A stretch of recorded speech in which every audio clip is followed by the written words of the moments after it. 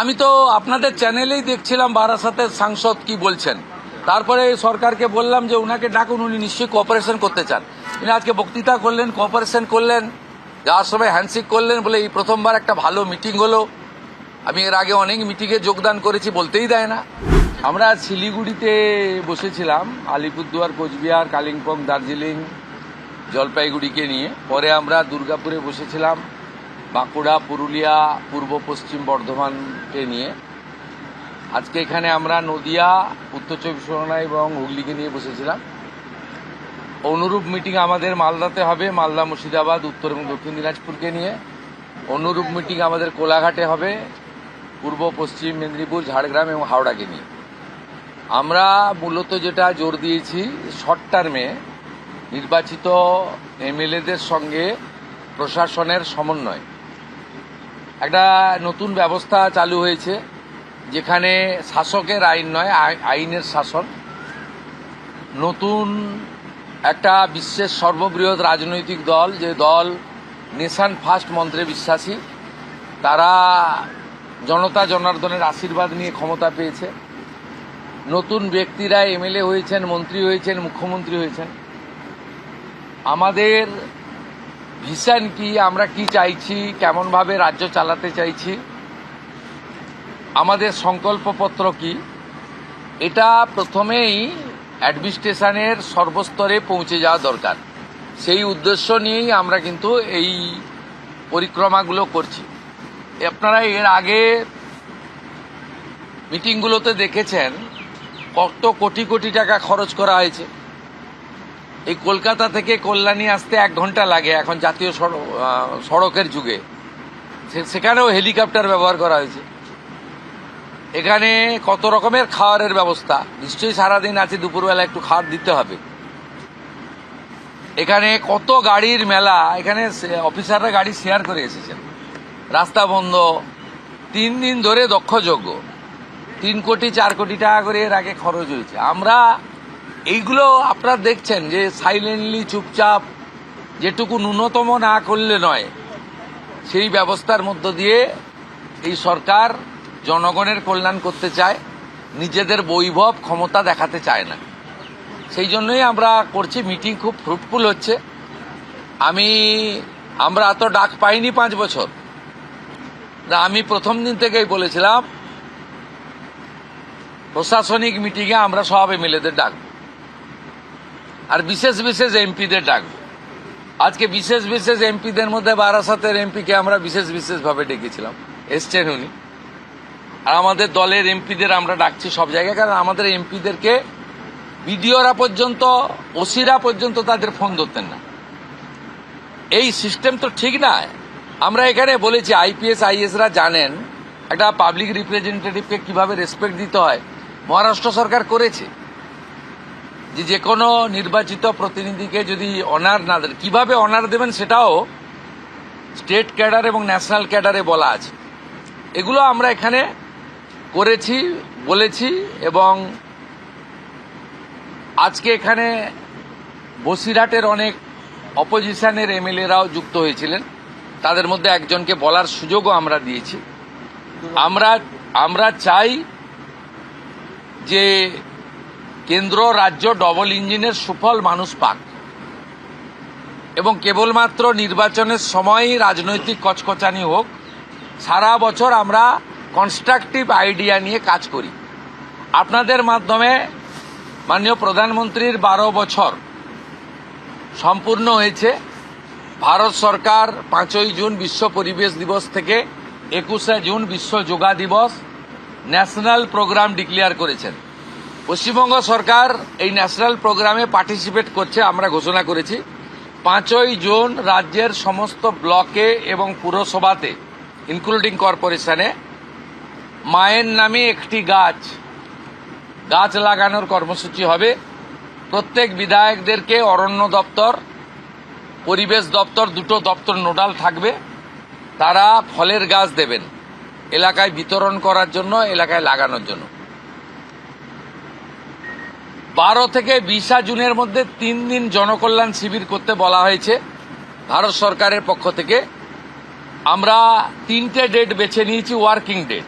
15, 16, 17 আমরা সিএস এর মাধ্যমে প্রশাসনকে বলেছি স্কুলে যেন না হয়, যাতে ক্লাস হ্যাম্পার না হয়। বিডিওরা এবং পুরসভার ক্ষেত্রে সিওরা আর কর্পোরেশনের ক্ষেত্রে কমিশনাররা দায়িত্বপ্রাপ্ত হবেন। বিধায়করা এবং যে এমপিরা সেখানে চিফ গেস্ট হবেন, ইনোগোরেটর হবেন।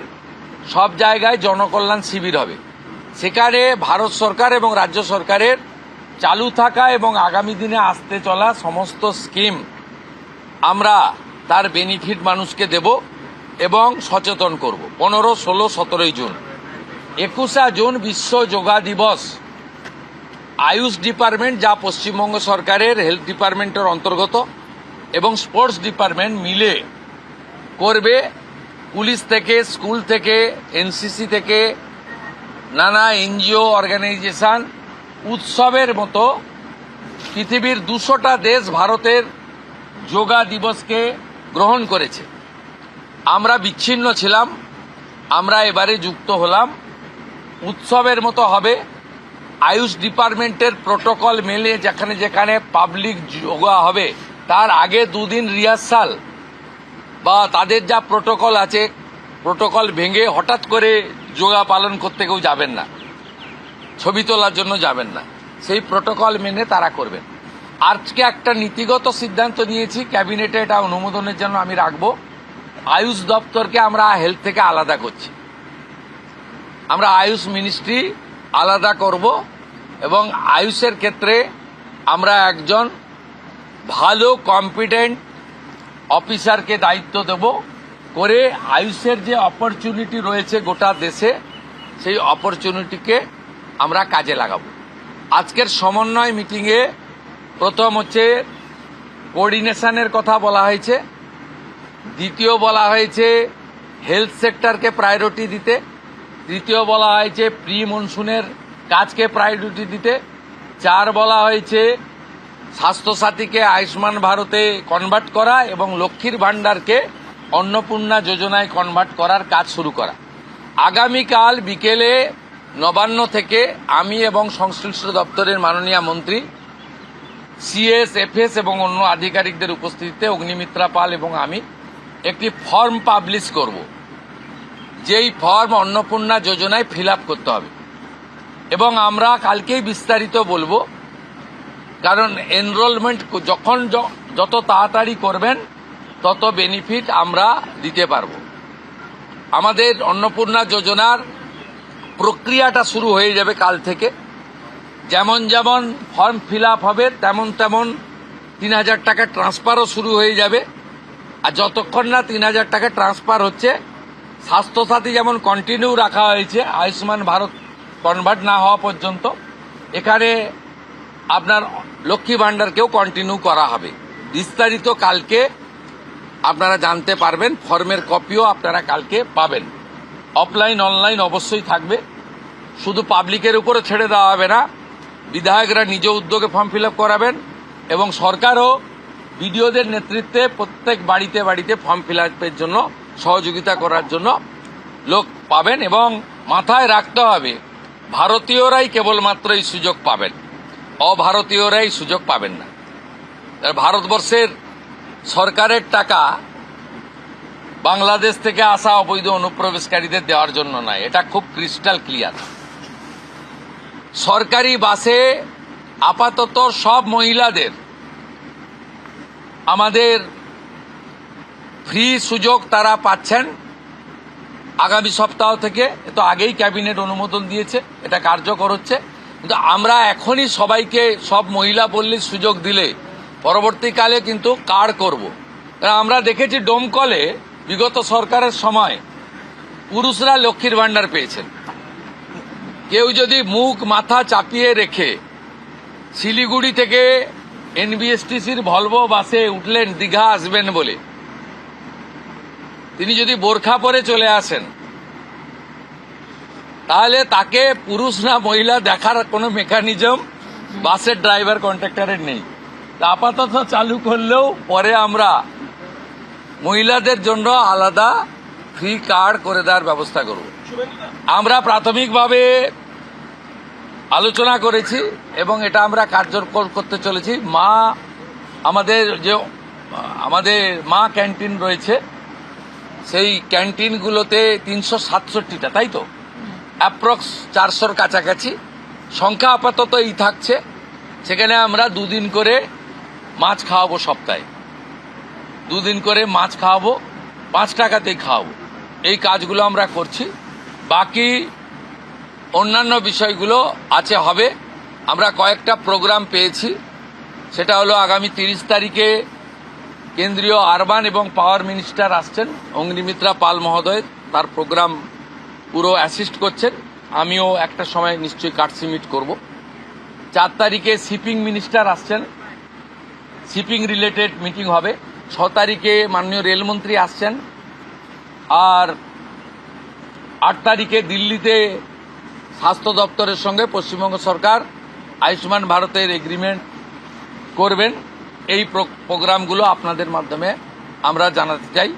আমাদের সরকার, আপনাদের সরকার আগামী সপ্তাহ থেকে মুখ্যমন্ত্রীকে বন্ধ হয়ে যাচ্ছে, তার জায়গায় আমরা নাম দিচ্ছি আপনার সরকারকে বলুন। আর পুরনো যে নাম্বার ছিল ওর নাম্বারেরও বদল আসছে। এই সংক্রান্ত বিস্তারিত যেদিন আমরা লঞ্চ করব সেই দিন আপনাদেরকে নাম্বার জানাবো। নামটা আমি আজকেই জানিয়ে দিলাম, আপনার সরকারকে বলুন। মাননীয় রাজ্যসভার সাংসদ শ্রমিক ভট্টাচার্য মহোদয়কে নাম ঠিক করার জন্য সরকার পরামর্শ চেয়েছিল, তিনি এই নামটা ঠিক করেছেন। মুখ্যমন্ত্রী হিসেবে আমি সেই নামটা গ্রহণ করেছি। आज सुबह से देखा जा रहा है बहुत सारे लोग जो है हाकिमपुर बॉर्डर, बहुत सारे बॉर्डर पे जमा हो रहे हैं, वो बॉर्डर क्रॉस करना चाह रहे हैं। क्या ये जो ऑर्डर आपने किया था, स्टेट गवर्नमेंट ने किया था, होल्डिंग सेंटर हर एक डिस्ट्रिक्ट में होना चाहिए, उसके बाद डर के मारे जो है लोग बॉर्डर क्रॉस करना चाह रहे हैं? ये एग्जिस्टिंग फॉरेनर्स एक्ट है, कोई नया कानून नहीं है। और ये लोग चला जाना चाहिए। और उनका बांग्लादेशी जो नागरिक है उनका लेने का जिम्मेदार तो है उनका। तो जब हम लोग यहाँ से बोल रहा था तब वहाँ से उनका जो स्पोक्स पर्सन है, मैं देखा था सोशल मीडिया में और यूट्यूब में आया, जो उन्होंने बताया जो बांग्लादेशी है वो तो हम लोग ले लेगा। तो ये सब बांग्लादेशी है, इसको ले लेना चाहिए। लेकिन ये लोग को, पुलिस को हम लोग बता दिया जेल में भेजने का जरूरत नहीं है। देश के रुपया में खाना खाएगा, कपड़ा देगा, मेडिसिन देगा। एक दामाद है ये लोग। जल्दी जल्दी भागो, जल्दी जल्दी भागो, नहीं तो जो करना है सरकार करेगा।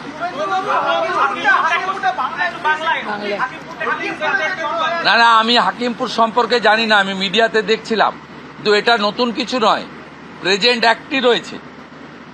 এবং আমরা বলে দিয়েছি যে বাংলাদেশের অবৈধ অনুপ্রবেশকারী তাদেরকে কোর্টে পাঠানোর কোনো দরকার নেই, আইনে নেই। সরাসরি পুলিশ নেবে এবং বিএসএফ এর হাতে হ্যান্ডওভার করবে। বিএসএফ এর যা ভারত সরকার বাংলাদেশ সরকারের সঙ্গে আছে এগ্রিমেন্ট, তাতে বাংলাদেশি প্রুফ করে হ্যান্ডওভার করে দেবে। আমাদের জেলে 3 মাস 6 মাস 2 বছর রেখে আপনার চাল, আপনার ডাল, আপনার তেল, আপনার মাছ, আপনার ডিম, আপনার কাপড়, আপনার মেডিসিন ওদেরকে দেব কেন? এটা তো ভারতীয়দেরই ক্ষতি হচ্ছে, আমাদের রাজ্যেরই ক্ষতি হচ্ছে। সেই জন্য আইনটা এতদিন ছিল ভোট ব্যাংকের স্বার্থে কেউ বা কারা ব্যবহার করেনি। আমরা ভোট ব্যাংকের বাইরে গিয়ে দেশের স্বার্থে, রাজ্যের স্বার্থে এই আইন কার্যকর করছি। আবেদন করেছেন যে যারা এতদিন অভিযুক্ত রয়েছেন তাদেরকে গ্রেফতার করার জন্য এসপির কাছে, পুনরায় কি তদন্ত শুরু করবেন? আমি আবেদন পাইনি। এসপির কাছে উনি আবেদন করেছেন। এসপি নিশ্চয়ই ডিজিকে পাঠাবেন, ডিজি আমার সঙ্গে পরামর্শ করবেন। আমি হোম মিনিস্টার হিসেবে নিশ্চয়ই, আমার তো আইনের শাসন প্রতিষ্ঠা করার জন্যই আমাকে আপনারা মুখ্যমন্ত্রী করেছেন। তা আইনের শাসনে তামান্নাও আইনের শাসন পাবেন। আমরা তো বলেছি শাসকের আইন চলবে না, আইনের শাসন চলবে। আমরা তো বলেছি স্কুল, কলেজ, মন্দিরের 1 কিলোমিটারের মধ্যে মদের দোকান লাইসেন্স দেওয়া যাবে না। এ সরকার অন্যভাবে চলবে, চিন্তার কোনো কারণ নেই। আমার সঙ্গে ভারত সরকারের মন্ত্রী জিতেন্দ্র সিং এর একটা মিটিং আছে 3:30-র সময়। এখন 2:30 বাজতে যায়, 1 ঘন্টা লাগবে যেতে। প্লিজ, সেটা হচ্ছে বিশ্বের সাংসদ বিরোধীদের তাদেরকে আপনি ডাকবেন এই বিশেষের টাইপ যদি বলেন যে মানে যারা অনেকদিন পরে সত্য কথা বলছে তারাই বিশেষ সাংসদ। যারা বলছেন যে আপনারা আমাদের স্বাধীনতা পাইয়ে দিয়েছেন, যারা বলছেন যে এর কোনো ভবিষ্যৎ নেই, ফলতাতে যে চতুর্থ হয়েছে সে আর এক তো দূরের কথা দুয়েই আসতে পারবে না, এই তালিকা সামনে ভবিষ্যৎ দেখতে পাচ্ছে। এই তালিকা আপনার কাছে প্রস্তুত? এই তালিকা তৈরি আছে। এই বিশেষ সাংসদ না আমি বলবো না, আপনারই তো দেখাচ্ছেন। আমি তো আপনাদের চ্যানেলেই দেখছিলাম বারাসাতের সাংসদ কি বলছেন, তারপরে সরকারকে বললাম যে উনাকে ডাকুন, উনি নিশ্চয়ই কোঅপারেশন করতে চান। উনি আজকে বক্তৃতা করলেন, কোঅপারেশন করলেন, যাওয়ার সময় হ্যান্ডশেক করলেন, বলে এই প্রথমবার একটা ভালো মিটিং হলো। আমি এর আগে অনেক মিটিংয়ে যোগদান করেছি, বলতেই দেয় না।